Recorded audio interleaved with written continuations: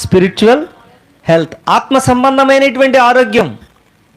మనకు ఆరోగ్యం ఉంది అనడానికి కారణం ఏంటనంటే ఆకలి అవ్వడం. నేను 3 దాకా చెప్పాను అనుకోండి, ఆకలి అయిపోతుందండి, ఎంత అయినా ఆపమని చెప్పండి. 4 కాగితాలు, 4 వాచీలు ఇలా తిరుగుతుంటాయి. వాళ్ళు చూసుకుంటా కదా పాపం, ఇక్కడున్న వ్యక్తులకు చూపించడానికి. ఎందుకనమాట? వాళ్ళు ఆరోగ్యంగా ఉన్నారు కాబట్టి ఆకలి అయింది. మరి ఆత్మ సంబంధంగా నీకు ఆకలి అవ్వట్లేదు, వాక్యం వినడానికి ఇష్టపడలేకపోతున్నామంటే ఏంటి చెప్పాలి అమ్మా?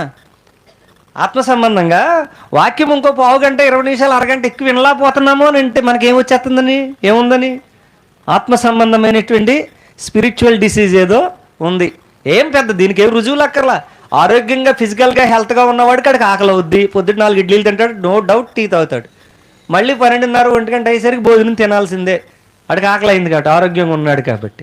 స్పిరిచువల్గా ఉన్నటువంటి వ్యక్తి ఉదయం ఎంత వాక్యం చదివాడు, అన్నం దాకా ఏం చెప్పాడు? ఈరోజు నాకు డివోషన్లో లేకపోతే నా యొక్క మెడిటేషన్లో వచ్చినటువంటి వాక్యమే నేను మీకు చెప్తున్నాను అని అన్నాడు. ఎంతమంది ఆ రీతిలో మనం దేవుని యొక్క వాక్యాన్ని చదవగలుగుతున్నాము, దేవుని యొక్క వాక్యంతో సహవాసం చేయగలుగుతున్నాం? ఆలోచన చేయండి. ఇది స్పిరిచువల్ హెల్త్ అంటారు. దీన్ని ఏమంటారమ్మా? స్పిరిచువల్ హెల్త్, ఆత్మ సంబంధమైనటువంటి ఆరోగ్యం.